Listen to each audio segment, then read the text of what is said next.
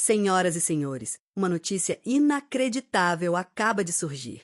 Um grupo de estudantes de uma das escolas internacionais mais prestigiadas do Peru deveria viajar para a Argentina em uma excursão acadêmica de fim de ano. O plano era simples: passar alguns dias em Buenos Aires, visitar universidades, museus, centros culturais e depois voltar para Lima com fotos bonitas e histórias educadas para contar aos pais. Mas o destino, como sempre, decidiu escrever um roteiro muito mais explosivo do que qualquer professor poderia imaginar. Durante o voo, uma falha técnica obrigou o avião a fazer um pouso não planejado no Aeroporto Internacional de Guarulhos, em São Paulo. Era para ser apenas uma parada emergencial, uma noite de espera, talvez algumas horas de irritação, reclamações e medo. Mas, a partir do momento em que aqueles jovens estrangeiros pisaram em solo brasileiro, uma sequência de acontecimentos começou a desmontar tudo o que eles pensavam saber sobre o Brasil. Nós achávamos que o Brasil era só futebol, carnaval, violência e praias bonitas. No fim, descobrimos um país muito mais complexo, humano e surpreendente do que qualquer documentário havia mostrado. Essa frase foi dita por Mateus Salazar, um estudante peruano de 18 anos, presidente do Grêmio Estudantil do Colégio Internacional San Gabriel, em Lima. Ele viajava com outros 24 colegas e 3 professores. E o que deveria ser uma escala forçada se transformou em uma experiência tão forte que muitos deles começaram a questionar se realmente queriam seguir para a Argentina ou se preferiam ficar mais tempo no Brasil. E é aí que esta história começa a ficar polêmica. Porque quando estrangeiros falam do Brasil, quase sempre aparecem 2 extremos. Ou romantizam tudo como se o país fosse uma festa eterna, ou reduzem tudo a perigo, crise e bagunça. Mas esses estudantes viram outra coisa. Viram Brasil contraditório, sim, cheio de problemas, claro, ninguém aqui vai fingir contrário. Mas também viram Brasil que muita gente de fora não espera encontrar. Organizado em certos espaços, profundamente acolhedor, criativo, resiliente e cheio de uma força coletiva que não aparece nas manchetes internacionais. Agora, vamos ouvir a história de Mateu. Meu nome é Mateus Salazar, tenho 18 anos e estudo em uma escola internacional em Lima. Venho de uma família de classe média alta, cresci em um ambiente bastante protegido. Sendo honesto, antes daquela viagem eu tinha uma visão muito superficial do Brasil. Para mim, Brasil era Neymar, samba, praias do Rio, memes da internet e notícias assustadoras sobre assaltos. Eu não odiava o Brasil, mas também não levava a sério como referência de sociedade, cultura ou educação. Nossa viagem original era para a Argentina. Estávamos animados para conhecer Buenos Aires, comer carne, visitar universidades e passear por bairros históricos. No aeroporto de Lima, todo mundo tirava fotos, fazia piadas, comentava sobre tango e arquitetura europeia. Quando embarcamos, ninguém imaginava que em poucas horas estaríamos vivendo a experiência mais marcante de nossas vidas. Depois de uma conexão longa e cansativa, o comandante anunciou que havia um problema técnico e que precisaríamos pousar no aeroporto mais adequado para garantir a segurança de todos. O silêncio dentro do avião foi imediato. Algumas pessoas começaram a rezar. Outras ficaram olhando pela janela sem dizer nada. Minha amiga Camila apertou minha mão e perguntou: "Onde vamos pousar?" Poucos minutos depois veio a resposta: São Paulo, Brasil. Naquele momento, eu confesso, senti medo. Não por causa do pouso em si, mas por causa da imagem que eu tinha do Brasil. Pensei em caos, confusão, burocracia, gente gritando, malas perdidas, funcionários impacientes. Eu estava pronto para viver uma noite horrível. Mas assim que descemos em Guarulhos, a primeira surpresa veio como um tapa na cara dos nossos preconceitos. O aeroporto era enorme, iluminado, moderno e muito mais eficiente do que eu esperava. A sinalização era clara, havia informações em português, inglês e espanhol em muitos pontos, e os funcionários agiam com uma calma que contrastava completamente com o nervosismo dos passageiros. Quando descobriram que éramos estudantes peruanos em uma situação emergencial, alguns funcionários tentaram nos atender em espanhol. Não era perfeito, mas era gentil. E, sinceramente, naquele momento, a gentileza importava muito mais do que a gramática. Uma funcionária brasileira, chamada Fernanda, explicou pacientemente que a companhia aérea providenciaria hotel e transporte. Ela repetiu as informações quantas vezes fossem necessárias, sem demonstrar irritação. Ali eu percebi algo que depois se repetiria muitas vezes no Brasil. Os brasileiros podem até viver em um país cheio de dificuldades, mas muitos deles têm uma habilidade quase inacreditável de acolher quem está perdido. Não é aquela cordialidade ensaiada de manual turístico. É algo mais espontâneo, mais humano, mais quente. Passamos pela imigração temporária com apoio da equipe da companhia aérea. Os oficiais foram sérios, mas educados. Não houve deboche, não houve grosseria, não houve aquela sensação de que éramos um problema. É claro que tudo levou tempo, mas ninguém nos tratou como se fossemos invisíveis. Na saída, fomos colocados em um ônibus rumo a um hotel na região da Avenida Paulista. Eu olhava pela janela tentando decifrar São Paulo. Não era a cidade tropical imaginada por muitos estrangeiros. Era gigantesca, vertical, intensa, com avenidas largas, prédios iluminados, trânsito, grafites, viadutos e uma energia impossível de explicar. Parecia uma cidade que nunca dorme, mas também uma cidade que carrega o peso de milhões de vidas acontecendo ao mesmo tempo. Na manhã seguinte, quando saí do hotel pela primeira vez, a Avenida Paulista me deixou sem palavras. Havia executivos apressados, ciclistas, vendedores ambulantes, turistas, estudantes, artistas de rua, pessoas de todos os estilos, cores, sotaques e histórias. Não era uma beleza perfeita de cartão postal. Era uma beleza viva, caótica, humana. E talvez por isso tenha me impactado tanto. Nosso grupo decidiu pegar o metrô para conhecer melhor a cidade. Eu esperava confusão, mas encontrei algo muito diferente. As estações eram movimentadas, sim, mas havia ordem. As pessoas formavam filas, esperavam o desembarque antes de entrar e dentro dos vagões, mesmo com muita gente, existia uma lógica coletiva. Claro que São Paulo é uma metrópole difícil e qualquer brasileiro sabe que o transporte público pode ser lotado e cansativo.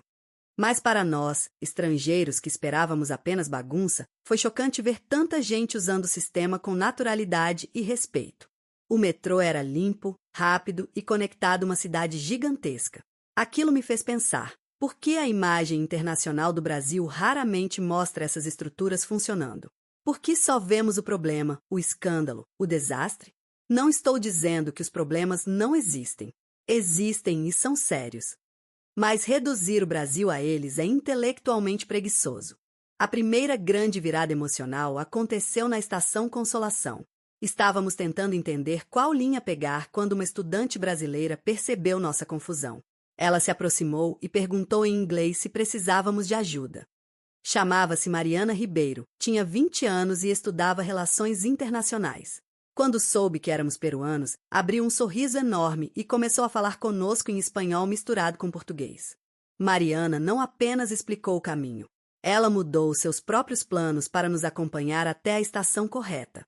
No trajeto, contou sobre São Paulo, sobre a diversidade da cidade, sobre a presença de bolivianos, peruanos, japoneses, italianos, nordestinos, africanos, árabes e tantos outros grupos que ajudaram a formar a identidade paulistana. Eu nunca tinha pensado no Brasil como um país de imigração tão complexa. Para mim, era apenas o Brasil. Mas ali comecei a entender que o Brasil não é uma coisa só.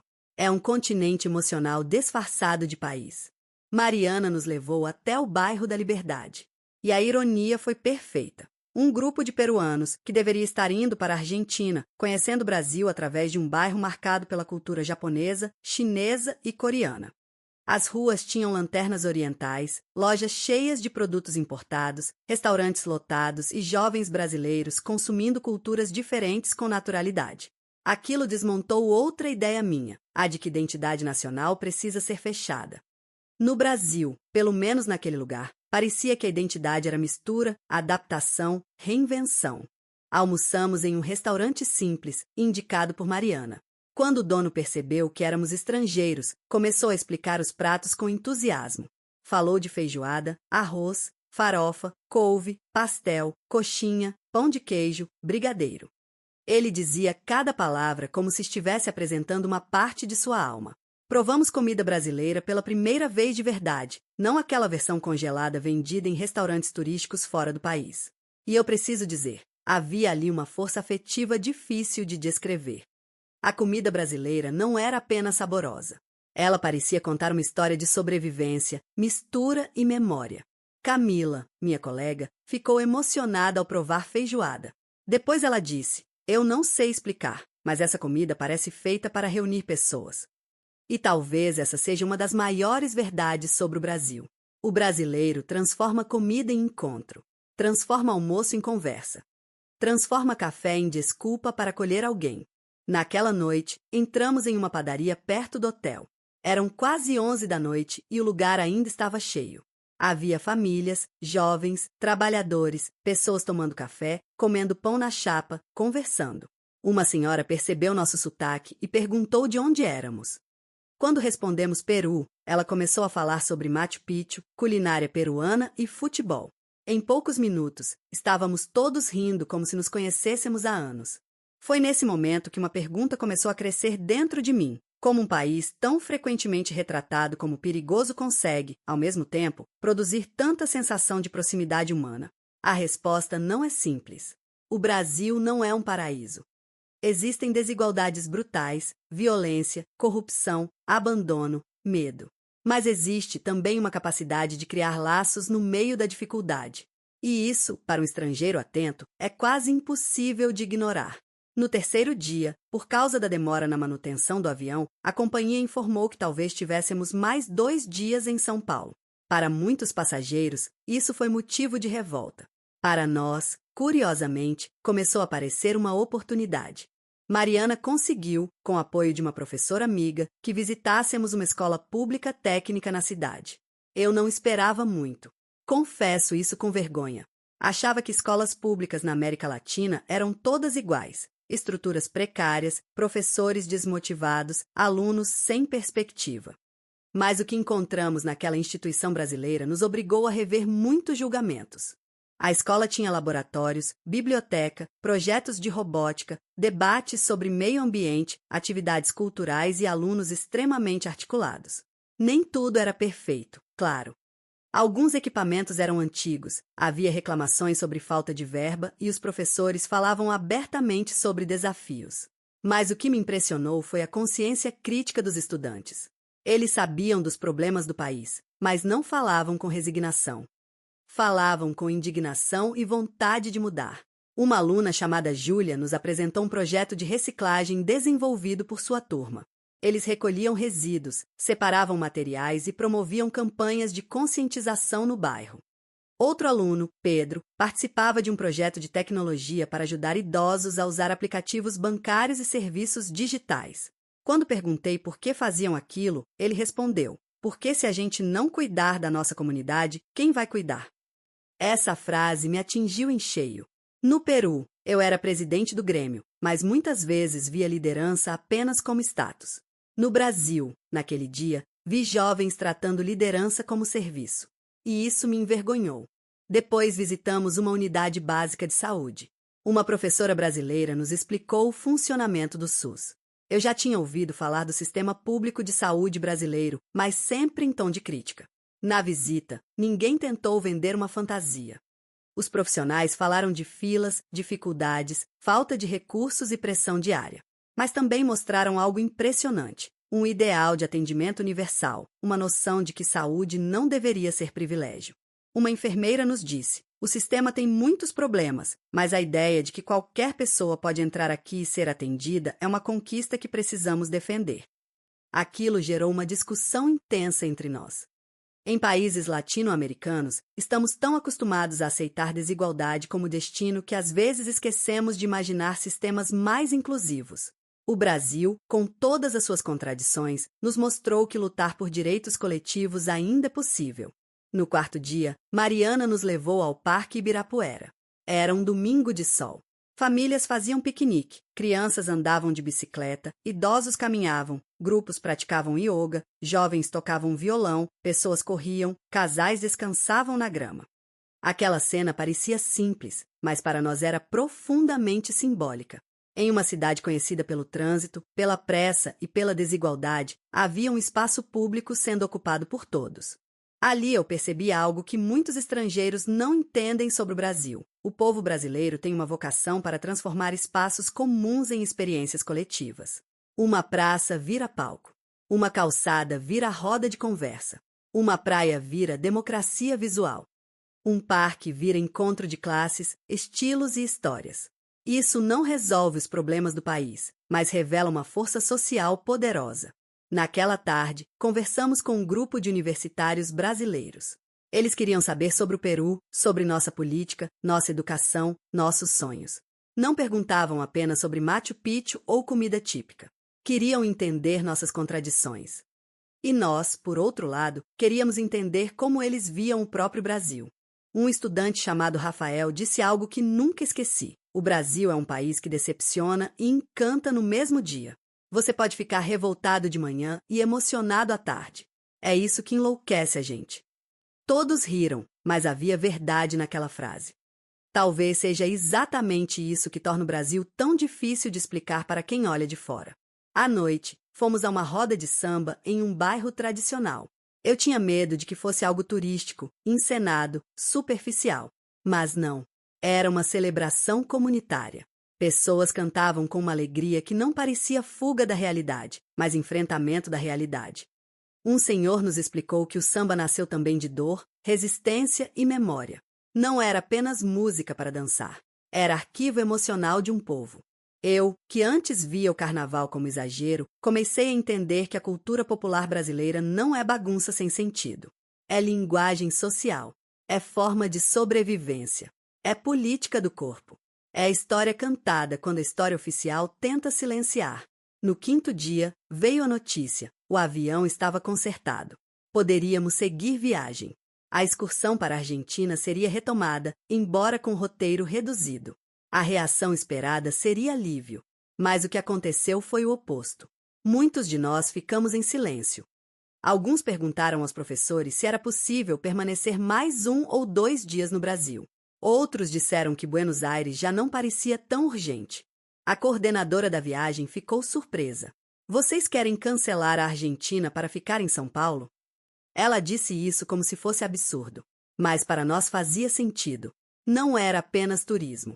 Era a sensação de que havíamos encontrado algo que mexia com nossas certezas.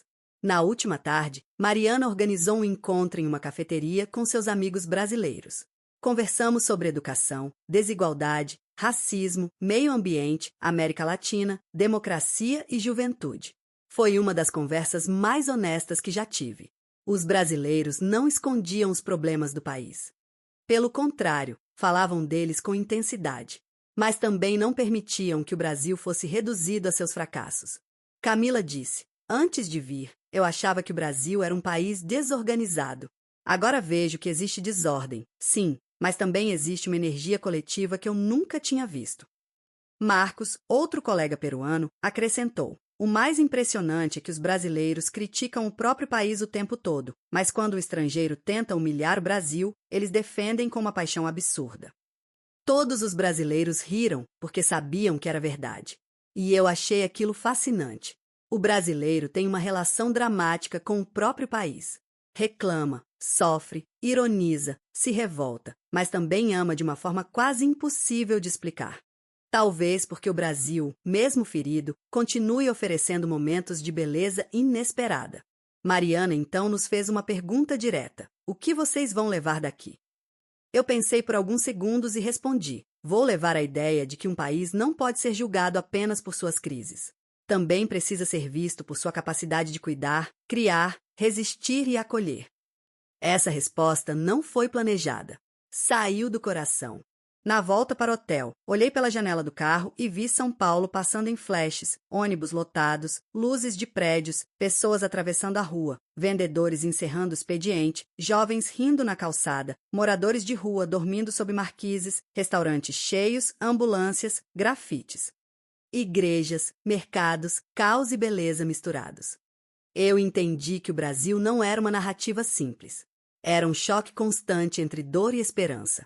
Seguimos para a Argentina no dia seguinte, mas algo já havia mudado. Buenos Aires era linda, elegante, histórica.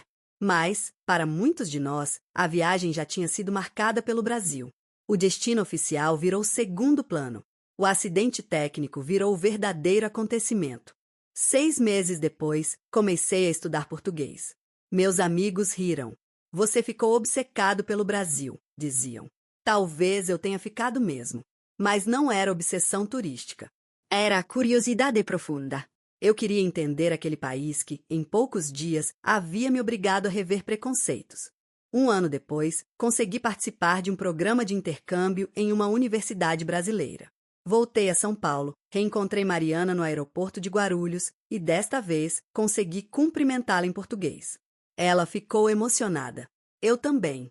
Durante o intercâmbio, viajei pelo Brasil e percebi que São Paulo era apenas uma porta de entrada.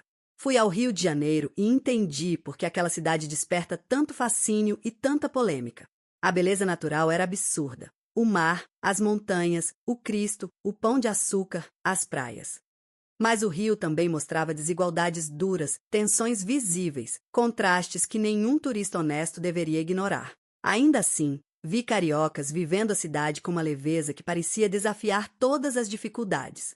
Em Salvador, encontrei uma profundidade cultural que me deixou sem fala. A presença afro-brasileira, a música, a comida, a religiosidade, a arquitetura, o pelourinho, o acarajé, os tambores, tudo parecia carregar séculos de história e resistência. Ali entendi que o Brasil não pode ser compreendido sem entender a força da cultura negra. E, sinceramente, qualquer estrangeiro que fale do Brasil ignorando isso está falando de um país que não existe.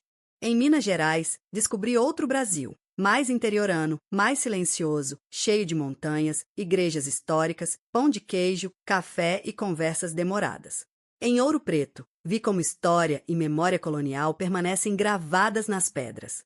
Em Belo Horizonte, entendi o poder de uma mesa de bar como espaço político, afetivo e filosófico. O brasileiro discute a vida com uma naturalidade impressionante. Em Curitiba, observei experiências urbanas diferentes, parques bem cuidados, transporte estruturado e uma relação interessante com planejamento. Em Foz do Iguaçu, diante das cataratas, senti uma humildade profunda. A natureza brasileira não pede licença. Ela se impõe. Ela nos lembra que somos pequenos. Cada viagem desmontava uma caricatura. O Brasil não era apenas festa. Não era apenas violência. Não era apenas futebol. Não era apenas crise. Era uma multiplicidade quase impossível de organizar em uma frase. E talvez esse seja o erro de muitos estrangeiros, tentar resumir o Brasil. Durante meu intercâmbio, também vi problemas graves. Vai desigualdade social escancarada. Vi medo em algumas regiões. Vi estudantes preocupados com o futuro. Vi professores lutando contra a falta de recursos. Vi pessoas cansadas da corrupção e da instabilidade política. Mas, ao mesmo tempo, vi projetos comunitários, coletivos culturais, cursinhos populares, movimentos ambientais, iniciativas de inclusão, universidades públicas produzindo conhecimento de alto nível e jovens que, apesar de tudo, ainda acreditavam na transformação. Essa é a parte que mais me marcou. O Brasil machuca seus próprios cidadãos, mas também produz cidadãos que se recusam a desistir dele. Quando voltei ao Peru, eu já não era a mesma pessoa. Criei na minha universidade um grupo de estudos sobre cultura brasileira e integração latino-americana. Começamos a organizar debates sobre educação pública, diversidade cultural, políticas sociais e participação juvenil. Muitos colegas ficaram curiosos. Alguns ainda tinham preconceitos. Diziam, mas o Brasil não é perigoso? Eu respondia, é mais complexo do que isso. E se você só consegue enxergar perigo, talvez esteja repetindo uma narrativa muito pobre. Também comecei a participar de projetos comunitários em Lima. Inspirado pelo que vi no Brasil, passei a defender que juventude não pode ser apenas uma fase de ambição individual. Jovens precisam participar da sociedade, questionar estruturas, cuidar dos espaços públicos e construir pontes com outros países latino-americanos. Minha amizade com Mariana continuou. Criamos juntos um projeto de intercâmbio entre estudantes peruanos e brasileiros, com encontros virtuais sobre cultura, cidadania e juventude. Queríamos que mais pessoas entendessem que a América Latina não deve se olhar apenas através de estereótipos. Peru não é só Machu Picchu. Brasil não é só carnaval. Argentina não é só tango. Chile não é só deserto. Somos muito mais do que slogans turísticos. Hoje, quando lembro daquela falha técnica no avião, sinto uma gratidão imensa. O que parecia um problema virou uma das maiores oportunidades da minha vida. Se o avião não tivesse pousado em Guarulhos, talvez eu continuasse repetindo ideias rasas sobre o Brasil. Talvez nunca tivesse aprendido português. Talvez nunca tivesse conhecido Mariana. Talvez nunca tivesse entendido que desenvolvimento não é apenas ter prédios modernos, tecnologia ou dinheiro. Desenvolvimento também é capacidade de acolher, de dialogar, de criar cultura, de defender direitos e de transformar dor em movimento. O Brasil me ensinou uma lição que carrego até hoje. Um país não precisa ser perfeito para ser profundamente inspirador. Às vezes, justamente por enfrentar tantas contradições, ele revela forças humanas que sociedades mais estáveis escondem. O brasileiro tem defeitos, como qualquer povo, mas possui uma habilidade rara de transformar encontro em afeto, dificuldade em piada, mistura em identidade e crise em criação. E isso não deve ser romantizado de forma ingênua. Eu não estou dizendo que alegria paga conta, que samba resolve desigualdade ou que cordialidade elimina violência. Não, seria irresponsável dizer isso. Mas também é injusto olhar para o Brasil apenas pelo ângulo da tragédia. O país merece críticas, sim, muitas. Mas também merece respeito pela grandeza cultural, pela generosidade cotidiana e pela coragem de seu povo. Hoje meu sonho é me tornar um pesquisador e comunicador cultural, alguém capaz de aproximar Peru e Brasil, promover intercâmbios, combater preconceitos e mostrar que nossos países podem aprender uns com os outros. Quero que jovens peruanos conheçam o Brasil real, não o Brasil de manchetes sensacionalistas. E também quero que brasileiros conheçam melhor o Peru além dos clichês. Tudo começou naquela noite em Guarulhos. Eu estava assustado, cansado e cheio de ideias prontas. Alguns dias depois, eu estava chorando ao me despedir de pessoas que haviam se tornado amigas. Parece exagero, mas não é. Algumas viagens mudam o roteiro, outras mudam a pessoa. O Brasil mudou a minha forma de enxergar a América Latina. E talvez essa seja a grande pergunta que fica para todos nós. Quantas vezes julgamos um país, um povo ou uma cultura antes de realmente conhecê-los? Quantas vezes repetimos o que a mídia mostra sem perguntar o que ficou fora da câmera? Quantas vezes chamamos de causa aquilo que, na verdade, é uma forma diferente de vida tentando sobreviver? Aqueles estudantes peruanos não chegaram ao Brasil por escolha. Chegaram por acidente. Mas saíram de lá com uma visão completamente diferente. E eu, Matheus Salazar, posso dizer sem medo, o pouso de emergência que interrompeu nossa viagem foi o início da viagem mais importante da minha vida. Obrigado, Brasil. Obrigado, Mariana, a Fernanda, aos professores, aos estudantes, aos trabalhadores, aos desconhecidos que nos ajudaram na rua, aos brasileiros que provaram que acolhimento ainda importa. Obrigado por mostrar que um país pode ser imperfeito e ainda assim inesquecível. E você, que está assistindo agora, o que acha dessa história? Será que os estrangeiros realmente conhecem o Brasil ou apenas repetem estereótipos? Será que nós, latino-americanos, estamos preparados para olhar uns para os outros com mais respeito e menos preconceito? Deixe sua opinião nos comentários, porque essa discussão precisa acontecer. Se você gostou desta história, curta, compartilhe e acompanhe o canal. Porque aqui nós mostramos histórias que a mídia tradicional ignora, histórias que incomodam, emocionam e fazem muita gente repensar tudo o que achava que sabia sobre o mundo.